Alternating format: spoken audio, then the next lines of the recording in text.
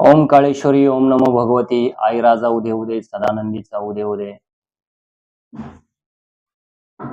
तर काळूबाईचं वारं काय आई काळूबाईचं वारं हे अशा स्वरूपाने डोक्यावरती दोन्ही हात घेऊन नागिनीच्या फण्यासारखं खेळतं. तर असे काही भक्तांनी मला प्रश्न विचारला की खरं आहे का खोटं आहे. तर नमस्ते आई भक्तांनो, आज मी आपल्याला काळूबाईचं वारं मी प्रत्येक व्हिडिओमध्ये आई काळूबाईचे महात्मा आणि महती आणि तिचे जे लोक परंपरेनुसार आणि तिच्या परंपरेनुसार शास्त्रानुसार आजपर्यंत जे काही घडत आलेलं आहे किंवा घडतंय किंवा जे योग्य आहे तो सरळ जो मार्ग आहे तो मार्ग मी तुम्हाला दाखवत आलेला आहे. परत एकदा विषय याच्यामुळे करावासा वाटला की लोकांमध्ये जो गैरसमज आहे की काळूबाईचं वारं हे दोन हात डोक्यावरती घेऊन हाताची फणी करून ते काळूबाईचं वारं खेळतं म्हणून. तर नमस्ते भक्तांनो, आज आपण हा विषय पाहणार आहोत की नेमकं खरं काय आणि खोटं काय. तर पहा, काळूबाई जी आहे, आई काळूबाई ही सर्परूपाने दर्शन देते. म्हणजे असं नाही की ती सर्प आहे म्हणून. काय सर्परूपाने दर्शन देते म्हणजे ती सापासारखी लोटांगण घेत किंवा सर्पासारखी लोटांगण घेत खेळते किंवा डोक्यावरती दोन फणी घेऊन खेळते, असं नाही. अजून लोकांना माहिती नाही की आई काळूबाईची महती काय. तर ज्या दिवशी आईची पौष पौर्णिमेला यात्रा असते, त्या दिवशी आई ज्या काळूबाईच्या डोंगरावरती मांढरगडावरती जे झाड आहे आणि त्या झाडावरती रात्री आईचा 12 वाजता छबिना निघतो, म्हणजे त्या मांढरगडावरती पौष पौर्णिमेला यात्रेच्या दिवशी. आणि या यात्रेच्या दिवशी ढोलाच्या गजरामध्ये आई काळूबाईची पालखी निघते आणि आई काळूबाईची पालखी निघत असताना रात्री 12 वाजता हा छबिना आईच्या मंदिराजवळ ती पालखी येते. आणि ज्यावेळेस तो छबिना तिथं त्या काठ्या आणि पालखी येते, त्यावेळेस 12च्या ठोक्याला रात्रीच्या आई काळूबाई ही सर्परूपाने किंवा नागिनीच्या रूपाने त्या झाडावरती फांदीवरती त्या खेळत असते. ज्या पद्धतीने ढोलाचा ताल वाजतो, ज्या पद्धतीने ढोल वाजतो, त्या पद्धतीने आई काळूबाई त्या ढोलाच्या टापावरती ती फांदी हलत असते. फक्त एक ती सूक्ष्म रूपाने त्या झाडावरती आई काळूबाई नागिनीच्या रूपानं, काय म्हणतात ना, त्या चाफ्याच्या झाडावर काळू खेळती नागिन, तर अशा प्रकारे ती नागिन रूपाने त्या झाडावरती खेळत असते.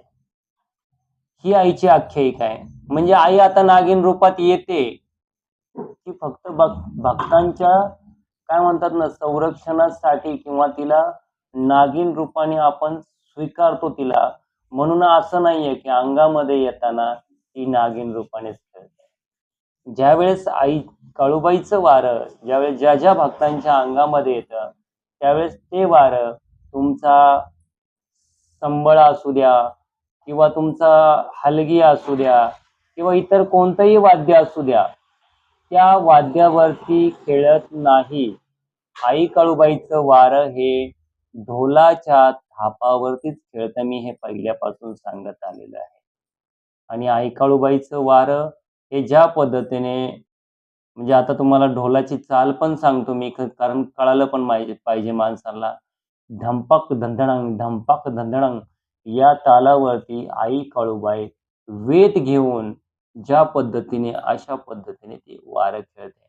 परंतु हे जे असं जे वारं आहे, तर या गोष्टीसाठी माझा साफ नकार आहे की अशा चुकीच्या काहीतरी लोकांना अंधश्रद्धा दाखवायच्या आणि काहीतरी वेगवेगळ्या गोष्टी शिकवायच्या लोकांना, दाखवायच्या लोकांना आणि लोकांमध्ये गैरसमज निर्माण करायचा.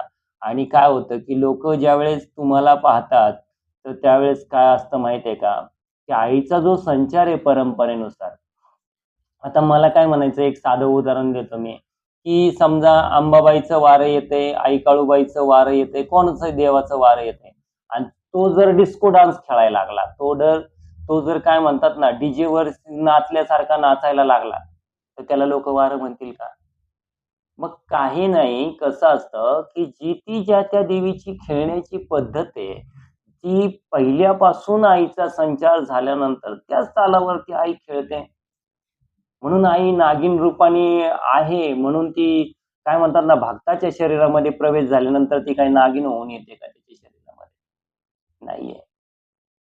कारण आई ही शांत आणि काय म्हणतात ना, शांत स्वरूपाची पण आहे आणि उग्र स्वरूपाची आहे. म्हणजे ती मध्यम स्वरूपाची आहे. काय? ती सगळ्या भक्तांवरती जीव लावणारी आहे. ती काही सापाच्या म्हणजे काय म्हणतात ना, जसा नाग खेळतो, नाग जसा फणी काढतो, तशी येत नाही आहे. हे वारे कोणाचे असतात आता मी तुम्हाला सांगतो. खूप वारे पाहिले मी अशा पद्धतीचे. पाहिले माझ्यासमोर पण आलेले आहेत. ठीक आहे. हे वारं तुम्हाला नागदेवता किंवा नागदेवीचं जे आहे, तर या प्रकारे वारं असू शकतो किंवा इतर देवतांचं असू शकतं. परंतु जो आज मी अनुभव घेतलेला आहे, ज्या ऐकळीला वयाच्या 7व्या-8व्या वर्षापासून मला जसं कळतंय तसं मी पाहतोय ना, तर हे नागिन स्वरूपाने किंवा 2 फणी करून अंगावरती खेळणं, हे आत्तापर्यंत तरी मी पाहिलं नाही. त्याच्यामुळं कदाचित लोकांचा काय फॅक्ट असेल मला माहिती नाहीये.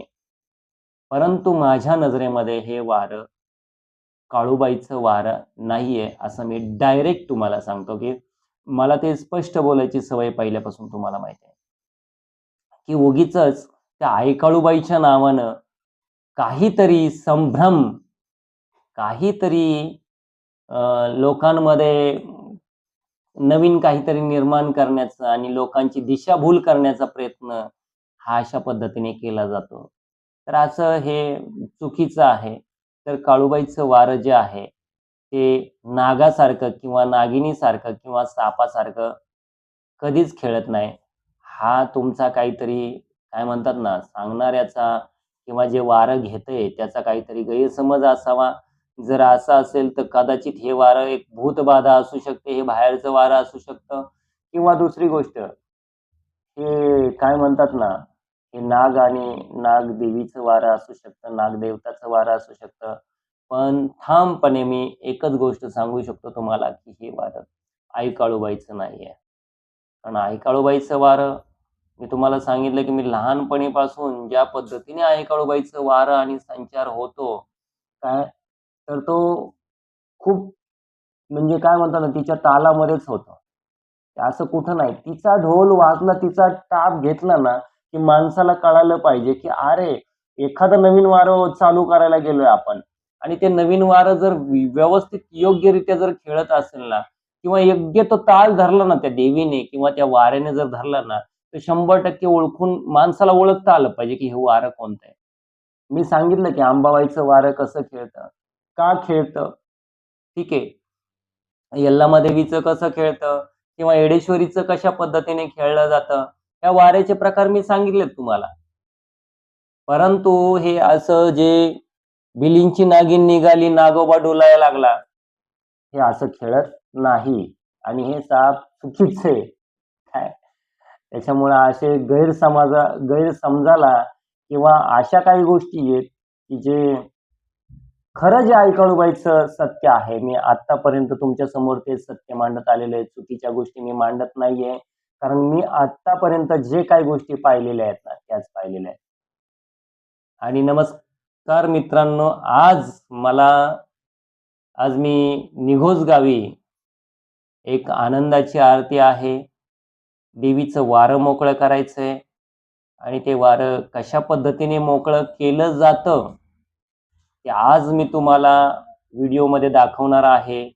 तरी ज्यांना हे वारं मोकळं केलेलं किंवा आनंदाची बैठक ज्यांना बघायची, तर ते लोकं आपल्या चॅनलला सबस्क्राईब करून ठेवा आणि उद्या सकाळी तो व्हिडिओ पोहोचेल आणि तरी ज्या भक्तांना निघोज गावमधील ज्या भक्तांना मला भेटायचं असेल, तर ते नक्कीच आज मला भेटू शकतात आणि पुढे त्या माऊलीची आराधखाना आहे त्या ताईचा, तर त्या आराधखान्यानिमित्तही मी निघोज गावी येणार आहे. तरी ज्या भक्तांना असं वाटतं की मला भेटायचंय, निघोज गावला असतील त्या, तर आपण नक्कीच निघोजमध्ये भेटूया. ओम काळेश्वरी, ओम नमो भगवती आई राजा उदे उदे, सदानंदीचा उदे उदे, धावजी पाटील बाबाचे चांग भले, ओम नमो आदेश, मांगेराची चांग भले, गोंजे बाबाचे चांग भले, जाळीतले म्हसोबाचे चांग भले आणि गंगाजी बाबाचे चांग भले, त्या मंडाईचे चांग भले आणि गुरु राही आईचे चांग भले. नमस्ते, धन्यवाद, बाय बाय.